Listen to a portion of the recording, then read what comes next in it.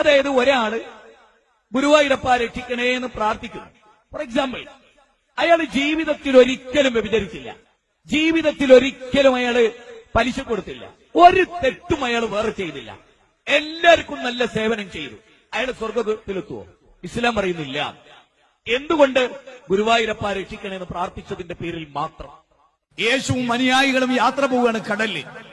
യേശു സുഖമായി കിടന്നുറങ്ങി. കാറ്റും കോളും വന്ന് കപ്പൽ ആടിയുലഞ്ഞു. അനുയായികൾ യേശുവിനെ തോണ്ടി വിളിച്ചിട്ട് പറഞ്ഞു, നിങ്ങൾ ഉറങ്ങുകയാണോ? ഞങ്ങളിതാ വലിയ അപകടത്തിലാണ്. ആ അപകടം ഉറങ്ങിക്കിടക്കുന്ന യേശുവിന് മനസ്സിലായില്ല. യേശുവിന് ഉറക്കമുണ്ടായിരുന്നു, യേശുവിന് ക്ഷീണമുണ്ടായിരുന്നു, യേശുവിന് തളർച്ചയുണ്ടായിരുന്നു. എങ്കിൽ പറയൂ, അങ്ങനെ ക്ഷീണവും തളർച്ചയുമുള്ള ഒരാൾ പ്രപഞ്ചത്തിന്റെ നാഥനാകുന്നു, ഈശ്വരനാകുന്നു? ചിന്തിക്കാൻ വേണ്ടിയാണ് ഞാൻ പറയുന്നത്. മുഹമ്മദ് നബി ക്രൂരത ജീവിതത്തിൽ ഒരിക്കലും ചെയ്യാത്ത, കാരുണ്യം മാത്രം ചെയ്ത, ഞാൻ പറയുന്നു മുഹമ്മദ് നബി 1000 ആളെ തല അരിയുന്നുണ്ടെങ്കിൽ ആ അരിയൽ കാരുണ്യമാണ്.